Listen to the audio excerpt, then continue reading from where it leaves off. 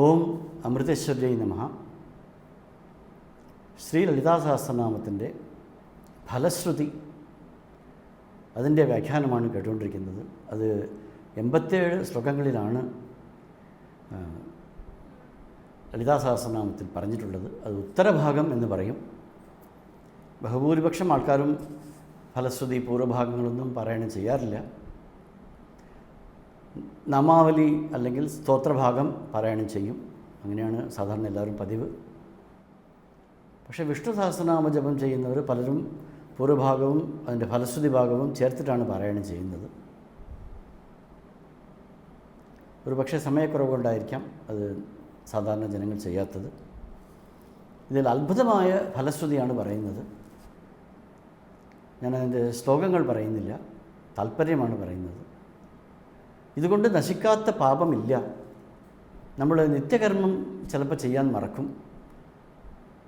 ചിലപ്പോൾ ചെയ്യാൻ പാടില്ലാത്ത കർമ്മങ്ങളൊക്കെ ചെയ്യും. നിഷിദ്ധകരണം, അസത്യം പറയുക, അങ്ങനെയുള്ള കാര്യങ്ങൾ. എത്ര വലിയ പാപമാണെങ്കിലും അത് ഈ സഹസ്രനാമ പാരായണം കൊണ്ട് നശിക്കും. നിത്യകർമ്മം ചെയ്തില്ലെങ്കിലും ഇത് നിത്യകർമ്മം പോലെ ചെയ്യണം. അതുപോലെ നിഷിദ്ധ കർമ്മങ്ങൾ ചെയ്താലും അതിന് പ്രായശ്ചിത്തമായിട്ട് ഇതിനെ ചെയ്യണം. അതൊക്കെ താനേ ഇതുകൊണ്ട് നശിക്കുന്നു. കാശി മുതലായ ക്ഷേത്രങ്ങളിൽ എത്രയോ കോടി സ്വർണ്ണദാനം ചെയ്തതിൻ്റെ ഫലം ഇതുകൊണ്ട് ലഭിക്കുന്നു. ഗംഗാദി പുണ്യതീർത്ഥങ്ങളിൽ സ്നാനം ചെയ്തതിൻ്റെ ഫലം ഇവിടെ ലഭിക്കുന്നു. ഏറ്റവും ഉത്തമമായ തീർത്ഥസ്ഥാനങ്ങളിൽ എത്രയോ കോടി സ്വർണ്ണദാനം ചെയ്തതിൻ്റെ, എത്രയോ കോടി തുല സ്വർണ്ണദാനം ചെയ്തതിൻ്റെ ഫലം ലഭിക്കുന്നു. അത് എത്രയോ കോടി ജന്മങ്ങൾ ചെയ്തതിൻ്റെ പുണ്യമാണ് ഇതിന് ലഭിക്കുന്നത്. അധികമൊന്നും പറയേണ്ടല്ലോ. ഈ നാമത്തിൻ്റെ, ഒറ്റ നാമത്തിൻ്റെ ശക്തി പോലും എങ്ങനത്തെ പാപത്തെയും അത് നശിപ്പിക്കുന്നു. ഇതുകൊണ്ട് നശിക്കാത്ത പാപമേ ഇല്ല. തന്തിവർത്തിയ അഘം കർത്തും നാലം ലോക ചതുർദശ, ഈ 14 ലോകങ്ങളിലും ഇതുകൊണ്ട് നശിക്കാത്ത പാപം എന്നൊന്നുമില്ല. ഹയഗ്രീവ ദേവൻ ചോദിക്കുന്നു, അകീർത്തയൻ ഇതം സ്തോത്രം കഥം ഭക്തോ ഭവിഷ്യതി. ഈ സ്തോത്രത്തെ ചൊല്ലാത്തവർത്തനെ എങ്ങനെയാണ് ഭക്തനെന്ന് വിളിക്കുന്നത് എന്ന്. ഇതാണ് ഏറ്റവും പ്രധാനം. ഒരു ലളിതോപാസകൻ, ലളിതാംബികയുടെ ഒരു ഉപാസകൻ, ദേവി ഉപാസകൻ, ഈ ജഗദംബികയെ, ജഗദീശ്വരിയെ പ്രാർത്ഥിക്കുന്ന ഒരു ഭക്തൻ ഇത് നിർബന്ധമായിട്ടും ചൊല്ലിയിരിക്കണം. അത് നിത്യകർമ്മം ചെയ്താലും കൊള്ളാം, ചെയ്തില്ലെങ്കിലും കൊള്ളാം. എത്രയോ തീർത്ഥസ്ഥലങ്ങളിൽ പോയിട്ട് പുണ്യകർമ്മങ്ങൾ ചെയ്താലും കൊള്ളാം, ചെയ്തില്ലെങ്കിലും കൊള്ളാം. കാരണം തത്വചിന്തനമാണ് ഏറ്റവും ഉത്തമ സ്ഥാനത്തെ അർഹിക്കുന്നത്. മന്ത്രജപം, ശാസ്ത്രചിന്തനം, അങ്ങനെയുള്ള അഭ്യാസങ്ങളൊക്കെ അതിലും താഴെയേ ഉള്ളൂ. അത് മധ്യമം അധമ മാർഗങ്ങളായിട്ടാണ് പറയപ്പെട്ടിട്ടുള്ളത്. ഏറ്റവും ഉത്തമം തത്വചിന്തയാണ്. ദേവിയുടെ തത്വത്തെ വിചിന്തനം ചെയ്യുവാൻ ഇതിൽ പരം സഹായമായിട്ടുള്ള വസ്തു ഇല്ലാത്തതുകൊണ്ട് അകീർത്തയൻ ഇതം സ്തോത്രം കഥം ഭക്തോ ഭവിഷ്യതി. ഇത് ചൊല്ലാത്ത ഒരു വ്യക്തി എങ്ങനെയാണ് ലളിതാംബികയുടെ ഭക്തനെന്ന് പറയാൻ സാധിക്കും? അതുപോലെ അനേക കർമ്മങ്ങളിലും ഇതിനെ ഉപയോഗിക്കുന്നുണ്ട്. പ്രയോഗം എന്നാണ് അതിനെ പറയുന്നത്. തലയിൽ തൊട്ടുകൊണ്ട് ജപിച്ചാൽ ജ്വരം മുതലായ രോഗങ്ങൾ നശിക്കും. ഭസ്മത്തിൽ തൊട്ടുകൊണ്ട് ജപിച്ചാൽ ആ ഭസ്മധാരണം കൊണ്ട് അനേക രോഗങ്ങൾ നശിക്കും.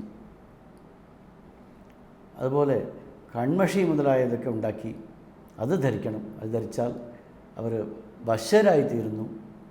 അവരുടെ നേത്രങ്ങൾക്ക് പ്രത്യേക മോഹനശക്തി ഉണ്ടാകുന്നു.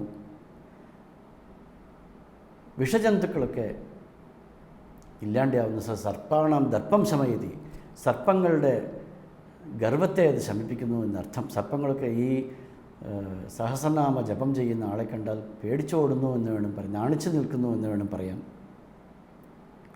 ഒരു തവണ ജപിച്ചാലും കൂടി ഇത് എല്ലാ ദിവസവും നിത്യകർമ്മമായിട്ട് ചെയ്യാൻ പറ്റിയില്ലെങ്കിൽ വിശേഷ ദിവസങ്ങളിലെങ്കിലും ജപിക്കണം. വെള്ളിയാഴ്ച, ചൊവ്വാഴ്ച, പൗർണമി മുതലായ സന്ദർഭങ്ങളിൽ ജപിക്കണം.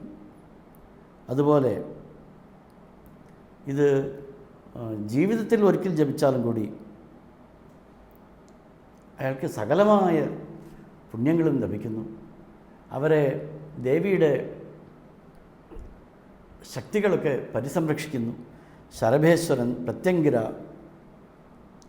മാർത്താണ്ഡഭൈരവൻ, നകുലീശ്വരി, അതുപോലെ ദണ്ഡിനി എന്നൊക്കെ ഇവരൊക്കെ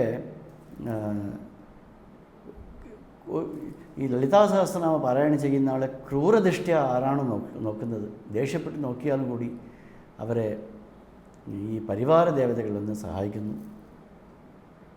എവിടെയാണെങ്കിലും അവർ ശത്രുക്കളെ എവിടെയൊക്കെ ഒളിച്ചിരുന്നാലും കൂടി ക്ഷേത്രപാലൻ അവരെ ചെന്നിട്ട് ഹനിക്കുന്നു.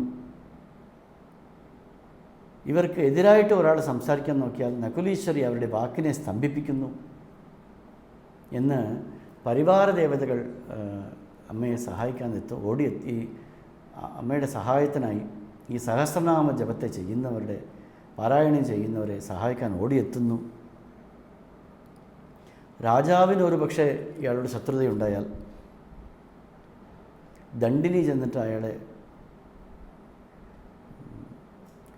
ഹനിക്കുന്നു എന്നൊക്കെ അത്ഭുതമായ ഫലങ്ങളാണ് പറയുന്നത്.